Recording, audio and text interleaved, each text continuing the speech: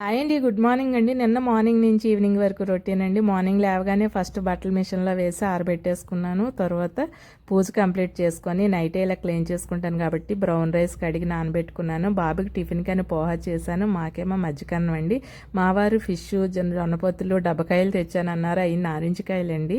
ఇంకా ఫిష్ని అయితే ఇలాగ ఉప్పు పసుపు నిమ్మరసం వేసి మంచిగా కలిపి వాటిని ఇలా చిన్న రాయి మీద క్లీన్ చేసుకుంటే నీట్గా ఉంటాయండి. ఇలా ఫిష్ క్లీన్ చేసిన తర్వాత పులుసు పెట్టుకున్నానండి. ఈ పులుసు మరిగేలోపు నేను అంట్లన్నీ క్లీన్ చేసుకున్నాను. ఇలా చేయడం వల్ల మనకు పని అనేది త్వరగా అయిపోద్ది. తర్వాత ఈ బట్టల విషయం ఒక విషయం చెప్పాలండి. నేను ఎప్పుడు బట్టలు ఉతికినా మళ్ళీ వాటిని తీసుకెళ్ళి లోపల పెట్టి చైర్లో పెట్టి ఒక్కొక్కటి లాగుతూ మడత పెడితే అన్నీ నుడతలు పడిపోతాయండి. అలా కాకుండా ఇలా వైర్ మీద ఉంటుండగానే మనం నీట్గా మడత పెట్టేసుకుంటే ఏవో ఇంపార్టెంట్ అన్న వాటికి ఐరన్ చేసుకుంటే సరిపోద్దండి. ఫోల్డింగ్ అనేది నీట్గా ఉంటుంది, పని కూడా త్వరగా అయిపోతుంది.